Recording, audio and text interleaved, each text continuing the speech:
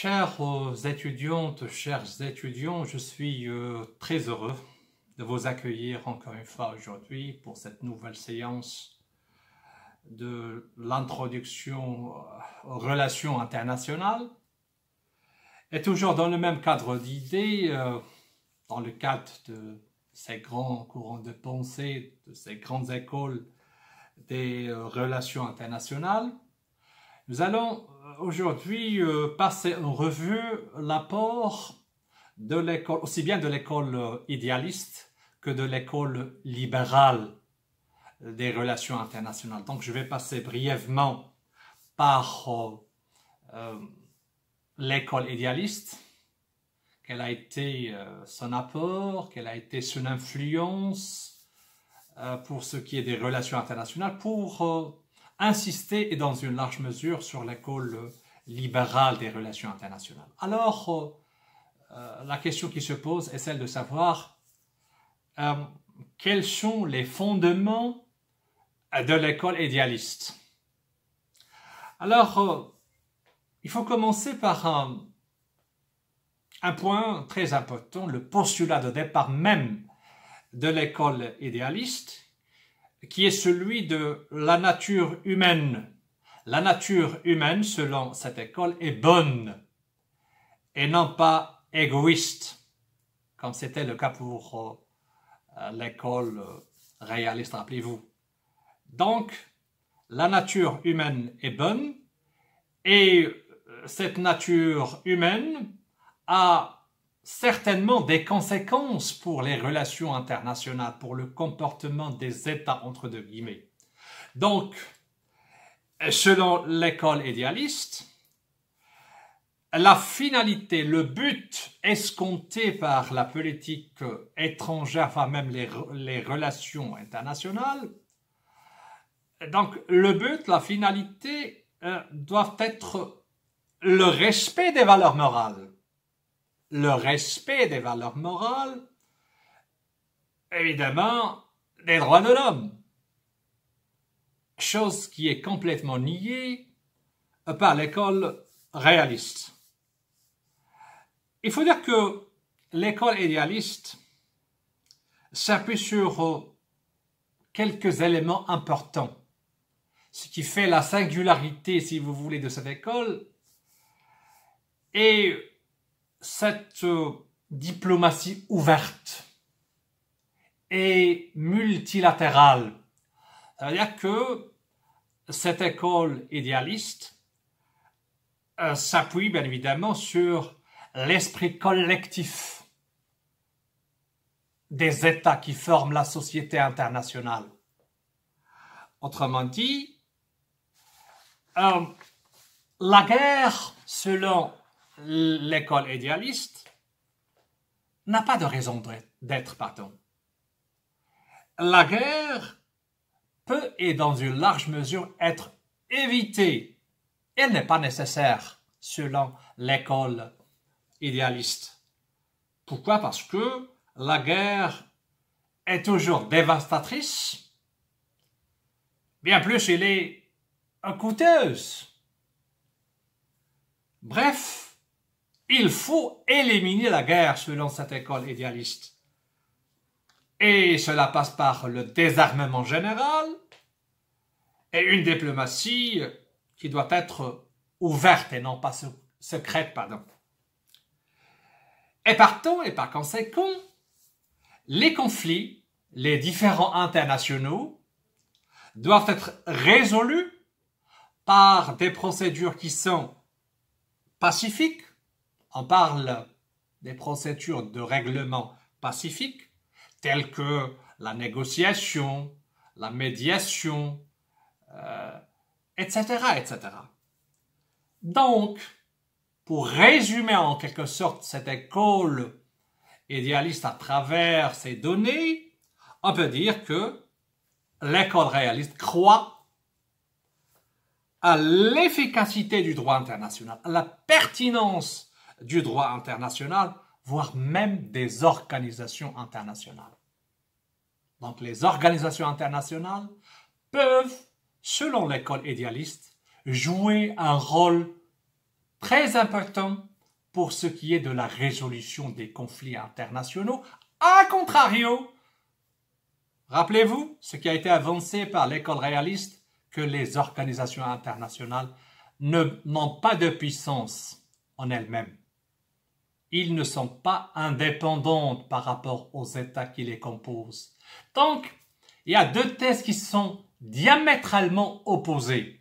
Donc, l'école idéaliste, c'est une école qui se base, et dans une large mesure, sur le rôle, disons, des organisations internationales. En fait, l'école idéaliste, et pour la placer dans un contexte plus ou moins historique important, est principalement associée au président américain Wilson, qui avait annoncé, c'était en 1918, dans son discours des 14 points, l'émergence d'un nouvel ordre international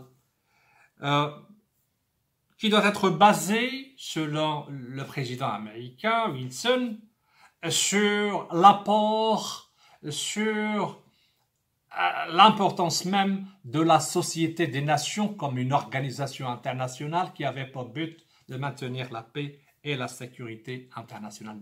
Donc, selon le président Wilson, la SDN comme organisation sera, bien évidemment, ou serait une organisation, voire même un instrument privilégié pour ce qui est de la résolution des conflits internationaux. On parle d'ores et déjà d'une école ou d'une théorie légaliste. Ça veut dire qu'il croit beaucoup plus au droit international, aux organisations internationales.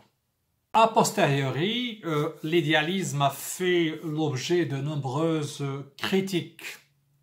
Par exemple, l'idéalisme pousse beaucoup plus vers une paix perpétuelle, chose qui n'est pas possible dans un contexte international qui connaît des affrontements du fait des intérêts divers des États qui composent cette société internationale.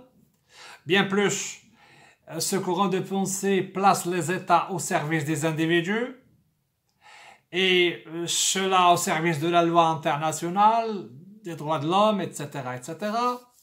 Bien plus, ce courant de pensée ne reconnaît pas les mutations produites sur la scène internationale et ce par la force. Ce courant de pensée refuse d'accepter en quelque sorte la logique du fait accompli, chose qui est très répandue, disons, pour ce qui est de la vie internationale.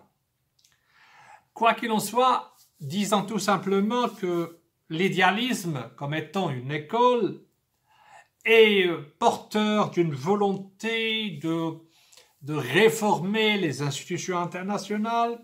C'est un important courant, bien évidemment, qui a survécu, disons, pour une période donnée et surtout depuis les premières quarantaines d'années du XXe siècle, je veux dire. Toutefois, un autre courant de pensée a vu le jour. Il s'agit bien évidemment du libéralisme. Celui-ci est étroitement lié à l'idéalisme, courant de Comte à Woodrow Wilson, qui a mis l'accent sur d'autres facteurs déterminants des relations internationales. Deux points d'explication. L'importance des relations commerciales, du commerce international, voire même des relations individuelles transnationales. Qu'en est-il de l'école libérale? Quel a été son apport par rapport à ce champ scientifique qui est les relations internationales? En commençant par un fait important, c'est que la théorie libérale est considérée comme la deuxième approche générale, voire même principale, en relations internationales, en opposition avec au réalisme d'une façon générale. Notons tout simplement que l'école a donné lieu à des concepts, voire même à des méthodes politiques qu'on ne peut pas ignorer. Par exemple, la paix démocratique, la paix par le marché, etc. Pour synthétiser, sinon pour résumer les principaux concepts du libéralisme, on peut dire que les relations internationales ne sont autres que les rapports de toute nature noués, entretenus entre les États, les organisations gouvernementales et non gouvernementales et les individus, qu'il s'agisse d'un cadre bilatéral ou multilatéral, formel ou informel. Ces relations internationales sont caractérisées par la compétition.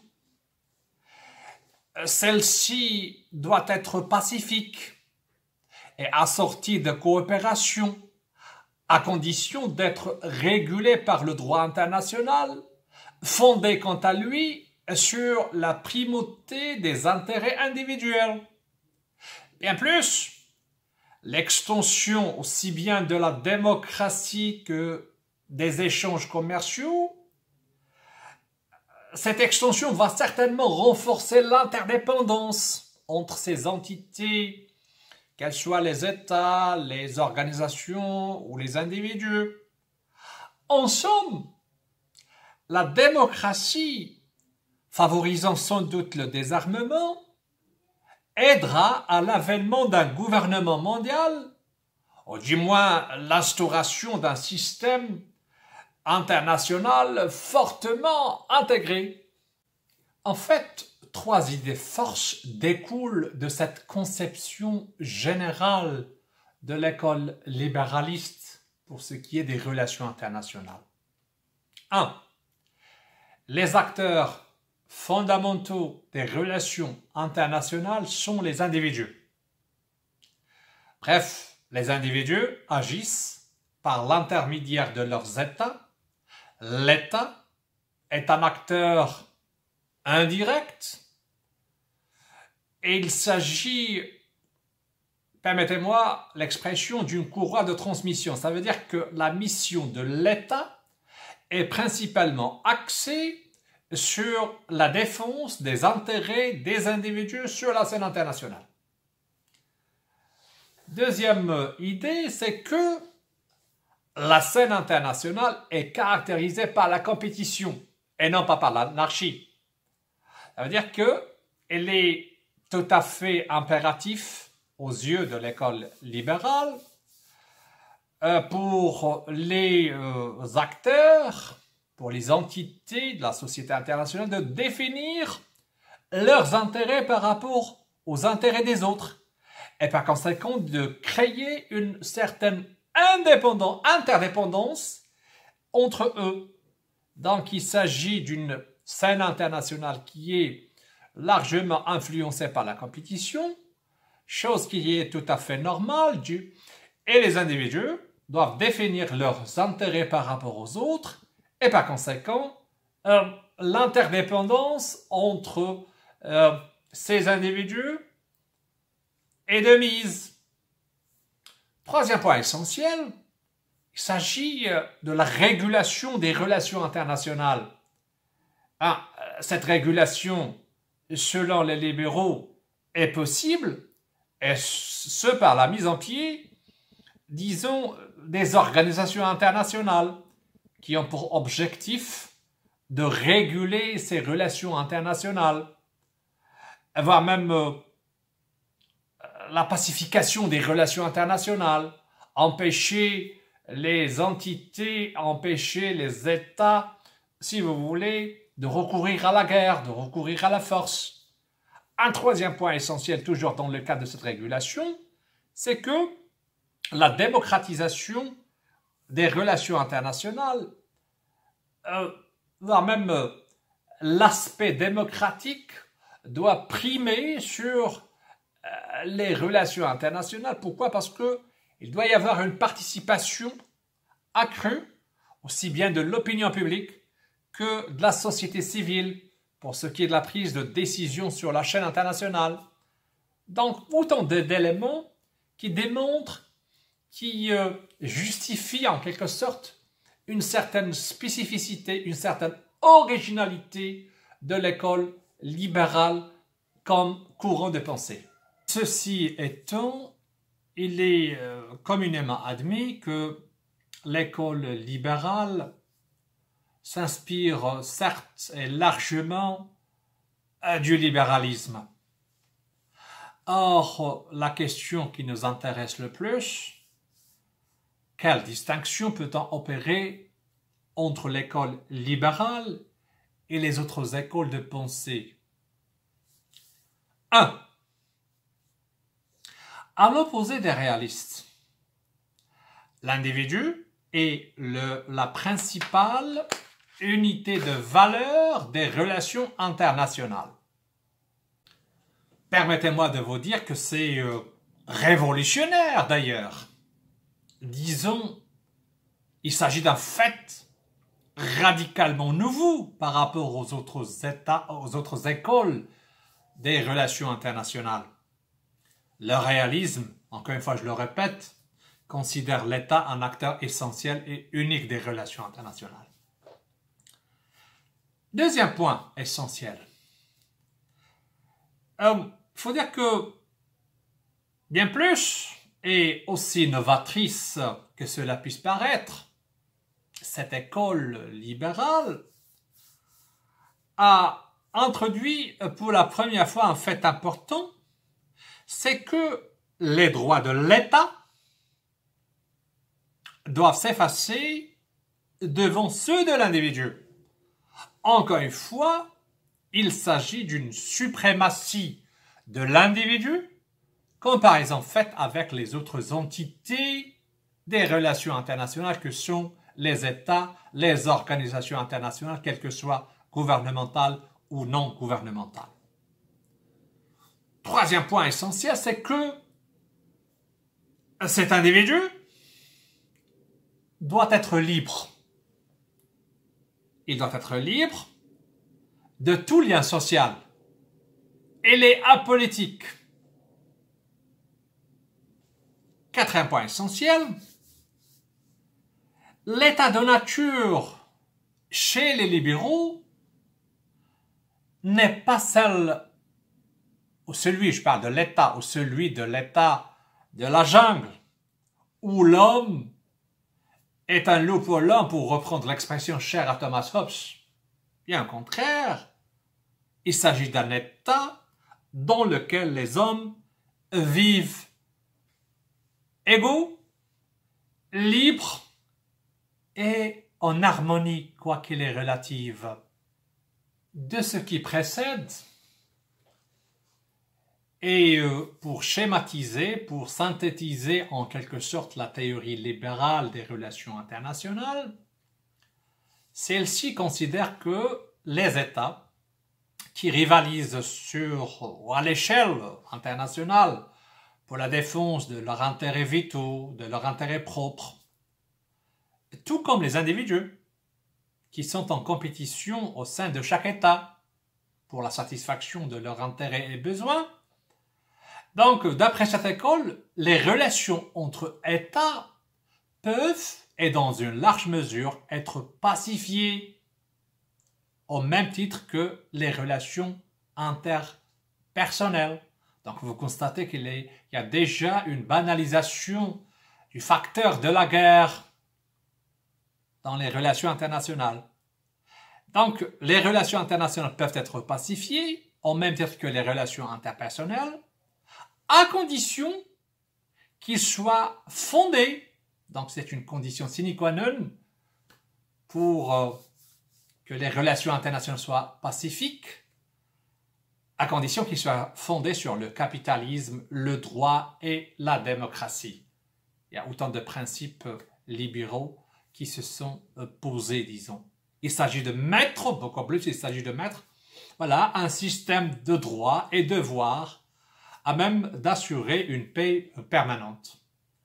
D'où certains principes ont vu le jour On parle de la paix, du progrès, du compromis, de la liberté, de la démocratie, etc., etc.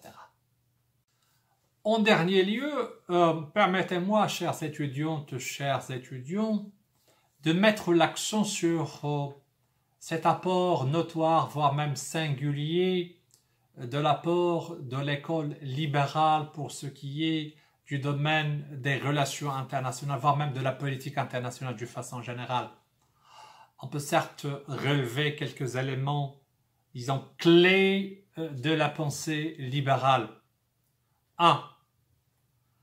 Il s'agit de promouvoir et de faire propager, de répandre la démocratie libérale.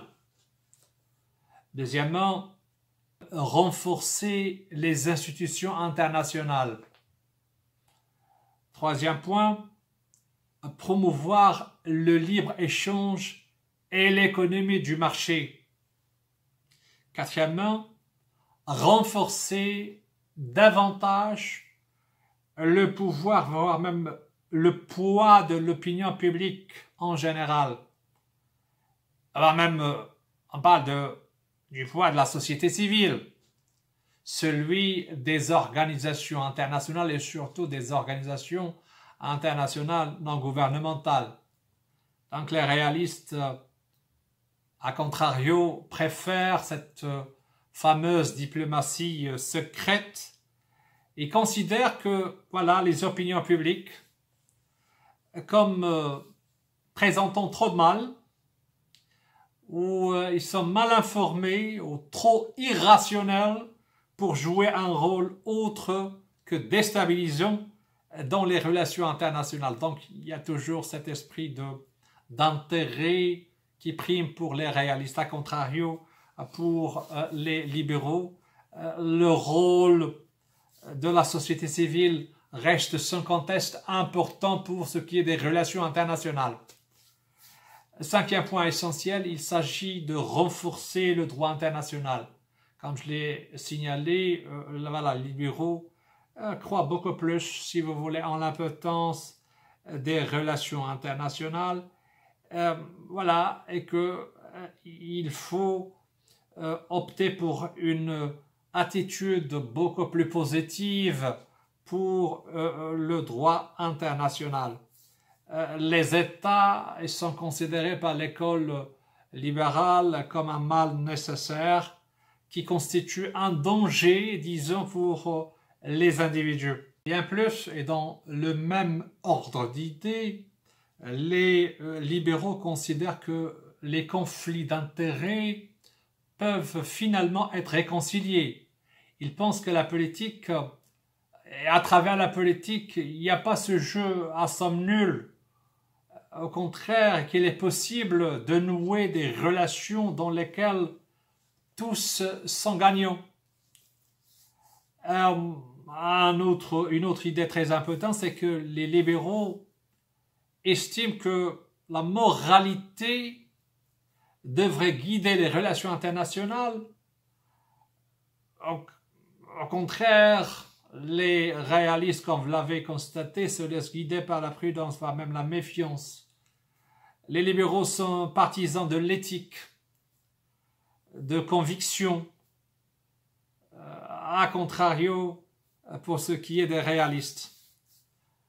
Pour ce qui est du domaine des politiques de la sécurité, les libéraux ont été un peu originaux dans la mesure où ils ont cherché la mise en place des institutions de sécurité collective, ce que les réalistes sous-estiment dans une large mesure, puisqu'ils considèrent que la paix ne serait assurée que par la puissance, voire même l'équilibre des puissances. Donc, chères étudiantes, chers étudiants, vous avez constaté qu'il y a une spécificité, une singularité de cette école de pensée par rapport à l'école réaliste plus exactement, et que celle-ci cette école libérale, pardon, a essayé d'opter pour pour une définition beaucoup plus large, beaucoup plus extensive des acteurs des relations internationales, qu'il s'agisse des individus, des organisations internationales ou des États. Et la question qui s'impose est celle de savoir quelle est l'importance, voire même l'utilité, si vous voulez, des postulats susmentionnés. Revenons au droit international public. Eh bien, il faut rappeler tout simplement que les libéraux considèrent le droit international comme un ensemble de règles favorisant la paix. Donc, le droit international est perçu comme un facteur de paix entre nations. En fait, l'existence d'un ensemble de normes, de règles, qui sont conjointement reconnues par les différents États et régissant les rapports mutuels, ce droit international doit assurer, doit servir de cadre, si on veut dire, de référence à l'action d'entre eux. Ça veut dire qu'il n'y aura certainement pas de conflit entre ces acteurs internationaux du moment qu'ils vont respecter les normes et les règles du droit international. Deuxième point essentiel, c'est celui du caractère démocratique, de la démocratie libérale. Bon, selon l'approche libérale, les États qui sont démocratiques bien évidemment, et dans un régime donné, ils agissent comme, si vous voulez, conformément aux attentes de la société civile, aux exigences de l'opinion publique. Ils respectent en quelque sorte cette opinion publique. Donc, les régimes démocratiques, les États démocratiques, même les hommes politiques, les décideurs, répondent inévitablement aux exigences de cette opinion, de leur peuple et de la société civile en général. Et comme vous le savez, la plupart des États démocratiques préviennent la guerre. Ils ne vont pas se lancer aveuglément dans une guerre dévastatrice et coûteuse, comme je l'ai déjà signalé. Un deuxième élément, non moins sans importance, c'est celui qui a trait au caractère démocratique d'un régime donné. Comme vous le savez, les libéraux mettent l'accent sur la démocratie libérale pour ce qui est d'un gouvernement politique donné. Donc, selon ces libéraux, un gouvernement démocratique, un État démocratique agit contre la guerre. Il ne doit qu'agir contrairement à la guerre. Pourquoi? Parce que les États démocratiques, même les décideurs politiques, les hommes politiques qui sont au pouvoir, sont tenus de répondre inévitablement aux exigences de l'opinion publique. Vous voyez, l'opinion publique a un rôle très important, crucial, pour ce qui est de la conception libérale des relations internationales, enfin même de la société civile. Donc, la société civile et l'opinion publique vont exiger auprès de leurs décideurs politiques de ne pas recourir aveuglément à une guerre qui est dévastatrice. Bien plus, les conséquences politiques, économiques et sociales d'une guerre qui résulterait d'une guerre donnée entre États interdépendants entre deux guillemets sont supérieurs, sont dévastateurs, ces résultats sont dévastateurs, comparaison faite avec les bénéfices potentiels qui pourraient être acquis par la victoire d'un État donné. Un autre élément très déterminant pour ce qui est de la pensée libérale des relations internationales, c'est celui qui a trait à l'existence des organisations internationales. Ces organisations internationales jouent un rôle important.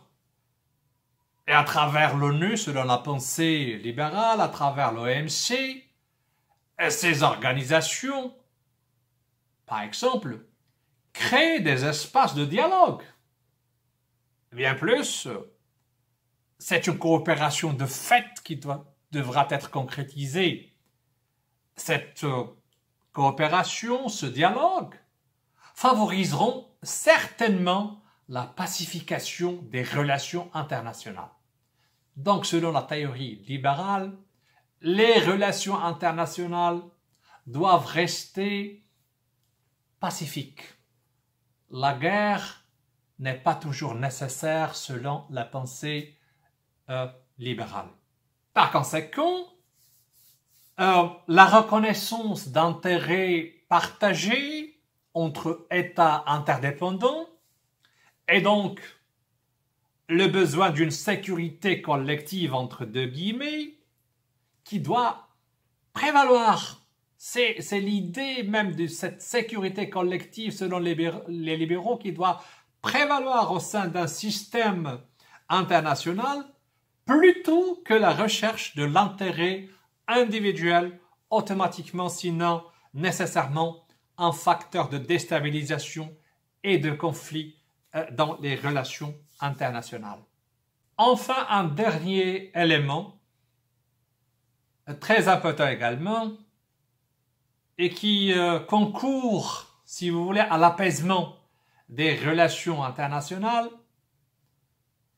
qui rend la paix largement possible, qui contribue au caractère pacifique des relations internationales, c'est le principe de l'interdépendance économique. C'est le principe de l'interdépendance, bien évidemment, qui parle de l'économie, parle également de l'existence des échanges commerciaux entre différents États. Donc, le libre-échange, etc., joue un rôle. Les rapports commerciaux également, les rapports économiques jouent un rôle plus ou moins stabilisant des relations internationales et il est considéré, cet élément, si vous voulez, de l'interdépendance est considéré comme un puissant frein à la violence, au conflit entre unités étatiques.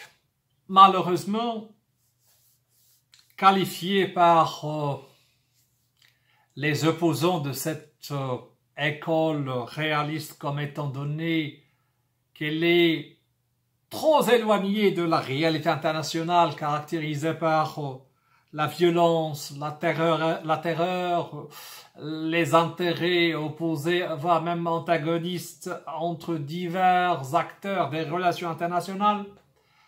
L'école libérale a été largement critiquée. Il s'agit d'un courant idéaliste, entre deux guillemets, voire même utopique. L'école libérale n'a pas pu empêcher le déclenchement du second conflit mondial qu'elle pensait pouvoir éviter par la création d'organisations internationales, dans l'exemple le plus éloquent est celui de l'échec de l'ASDN.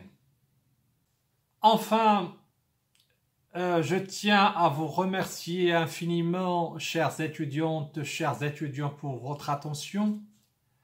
Je vous donne un rendez-vous, Inch'Allah, pour ce qui est de la prochaine séance.